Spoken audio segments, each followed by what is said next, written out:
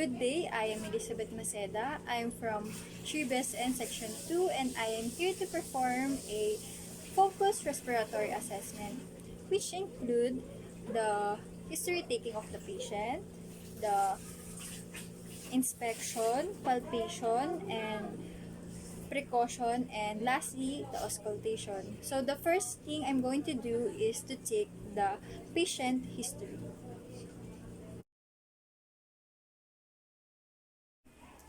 Before going to your patient, you should make sure that you practice a hand washing to prevent the spread of microorganisms to your patient, and at the same time be sure of your patient privacy so that your patient will become more comfortable, and it will also help to build rapport to your patient. Good afternoon, sir. My name is Elizabeth Maceda and I am your nurse for today. Can I know your name, sir? Wilfredo Maceda. Okay, Mr. Wilfredo. Is it okay to you if I'm going to ask you a few questions? Yes. Okay, sir. Can I know what brought you here? Bakit po ba kayo pumunta sa hospital, sir? Papaano ako ng ubo. Okay, sir.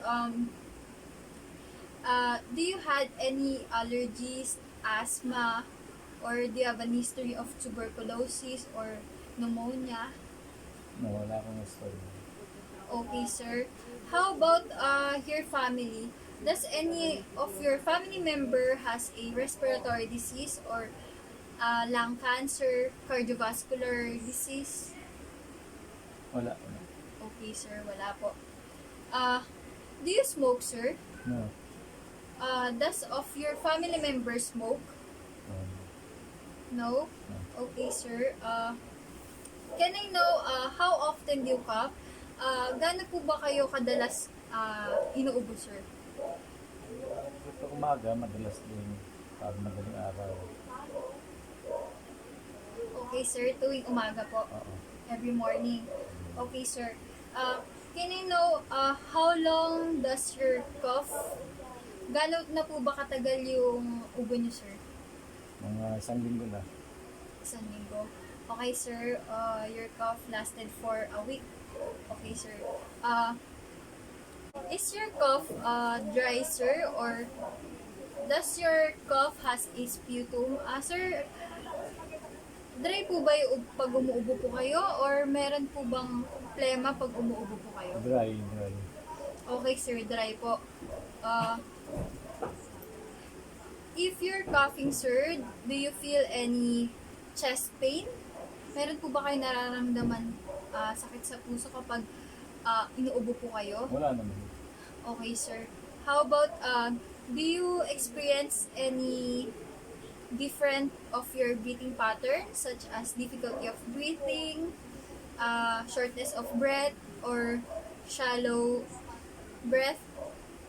Meron po, nahihirapan po ba kayong huminga, sir, kapag umuubo po ba kayo? Hindi naman. Okay, sir. Do you take any OTC drugs, sir, or over-the-counter drugs, or a prescription medication? Ambroxol. Sir, you're taking Ambroxol. So, can I know what is the milligram of the Ambroxol? 5 grams yata. 5 milligrams. 5 milligrams yata. Okay, sir. Can I know how often do you take that medicine? Gaano po ba kayo kadalas umiinom nito, sir? Once a week lang. Twice a week. Okay, sir. For how long, sir? Gaano po ba katagal? 1 linggo pa lang. 1 linggo. So, just for 1 week. 1 week. If during taking your medication, do you feel, does it work, sir? Or ano po ba yung resulta nito sa inyo, sir? Wala pa nga eh. Does the drug or does the Ambroxol has a side effect on you? Wala Meron po naman. ba side effect sa inyo, sir? Wala naman. Okay, sir. Okay lang. That's all. Thank you for your cooperation, sir, and I will be back to assess for your physical. I'm going to do a physical assessment. Thank you, Yes. sir. Thank you rin. So, good day, sir. I'm here again. Yes. Uh, I'm going to perform now the physical assessment. Is it okay to you, sir? Okay. Okay, sir. I'm going to do first is the inspection. So, I'm going to inspect your skin, sir. So your skin, sir, is normal and doesn't have any loose discoloration. So the purpose of this is that I'm going to observe if you have any loose discoloration because it may indicate that you have a low oxygenation. And sir, your lips also is normal since it is pinkish and doesn't also have a bluish discoloration or cyanotic. So it's normal, sir. So, sir, can I see your fingernails? Okay, sir. It doesn't have any bluish discoloration. So, uh, it's normal, sir. Yes, sir. So, the next is I'm going to observe your nose and your lips. So, for inspection for nasal flaring, I'm going to observe if the patient has a nasal flaring and if the patient has a pursed lip. So for nasal uh, nasal flaring, it may seen with labored respiration or labored uh, respiration. And then for the pursed lip, it may seen with people with asthma or emphysema. So sir, I'm going to observe if you're using your accessory muscle. So your accessory muscle, sir, is your shoulder. So the rationale behind here is if you're using your accessory muscle, uh, the muscle is facilitating your inspiration and expiration. It may due to chronic or acute obstruction airway. So, can I ask you to inhale and then exhale? Okay. 1, 2, 3, inhale. Exhale. Inhale. Exhale. Okay, sir. Thank you, sir. So, I'm just observing if your thoracic cage is symmetrical. So, if your thoracic cage is unsymmetrical or unequal, it may indicate that you have a pneumothorax or if you're having a full chest. So after that, sir, I'm going to inspect your thoracic cage. So, sir, can you yes, sir. Thank you, sir. So, the patient has a so as you can see, the patient has kyphosis. Since her since it has an increased curve in her thoracic spine. So, kyphosis is normal for his age since the loss of lung resiliency and at the same time the loss of skeletal muscle.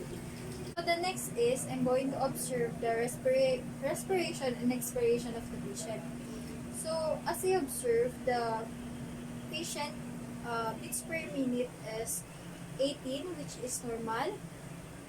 And for the uh, normal inspiratory, so and inspiratory to expiratory ratio is 1:2, which is normal. And that is all for inspection. Yes. So now I'm going to proceed to the palpation. So sir, is it okay to you that I will touch your chest? Okay. Okay, sir. So for the first palpation, I'm going to uh, uh, palpate the chest expansion. So For the chest expansion, I'm going to place my hand on the posterior chest wall of the patient, and I'm going to place my thumb at the level of T9 and T10. So I'm going to make a small skin fold.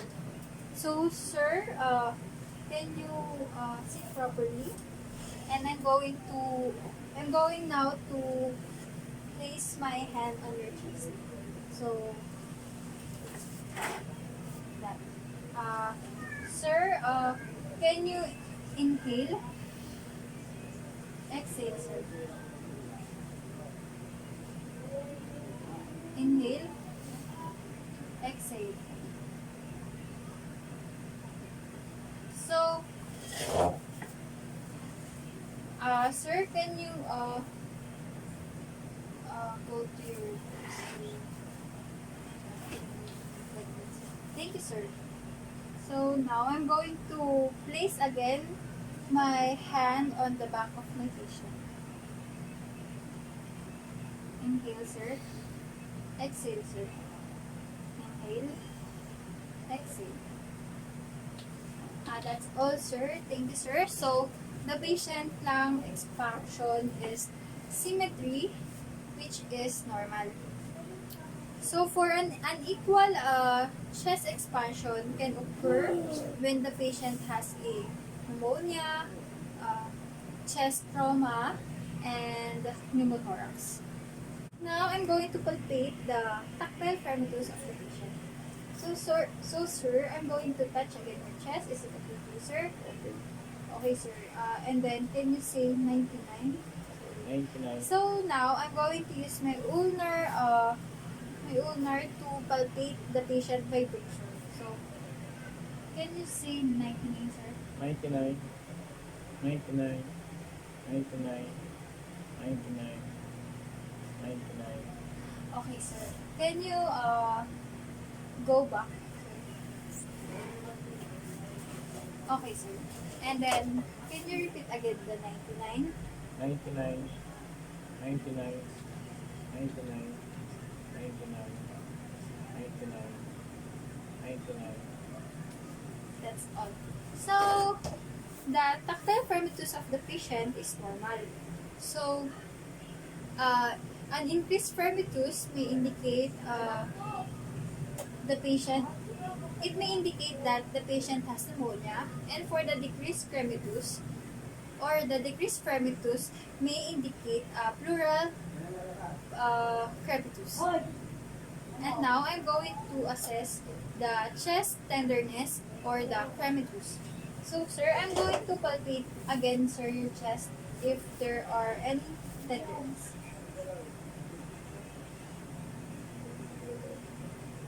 So, sir, can you go?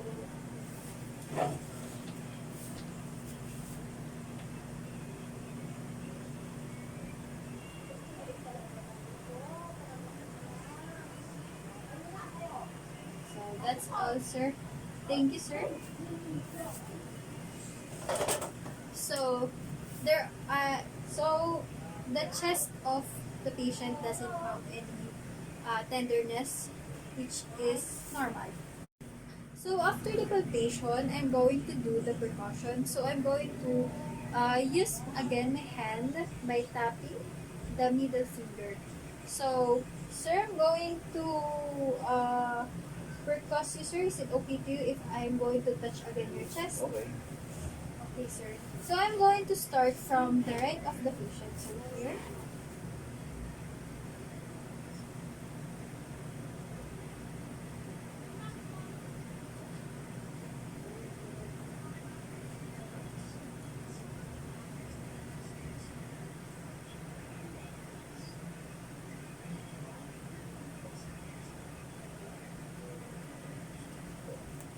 So can you turn around, sir? That is your chest part. So I'm going to uh,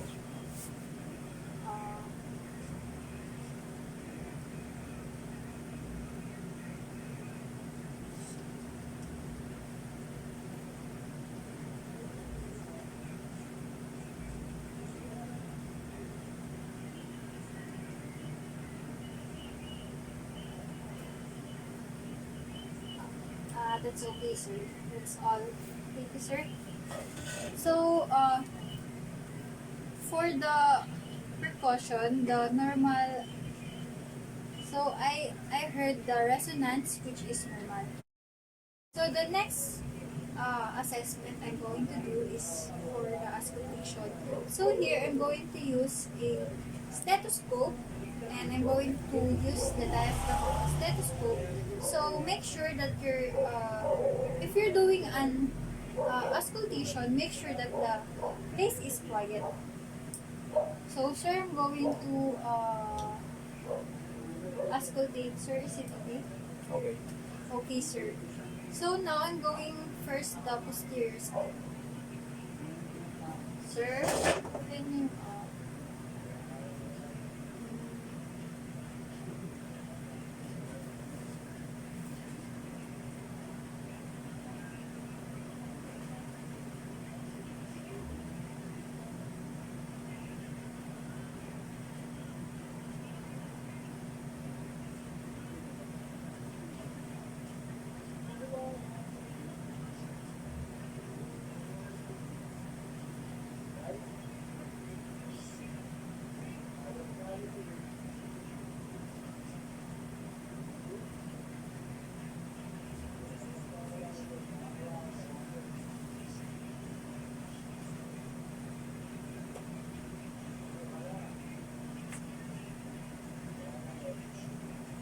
okay, sir. Sir, can you go?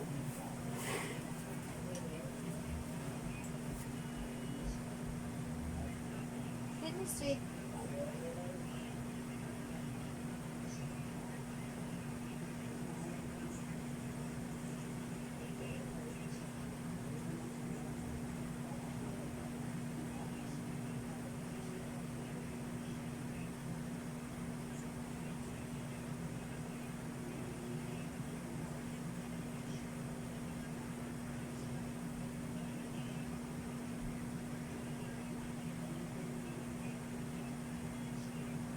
Sir, can you go sideways, sir?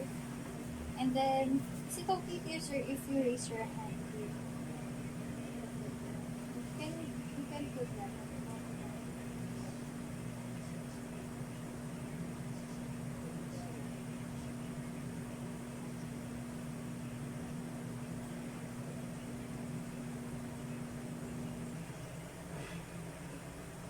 Can you do it the other side, sir?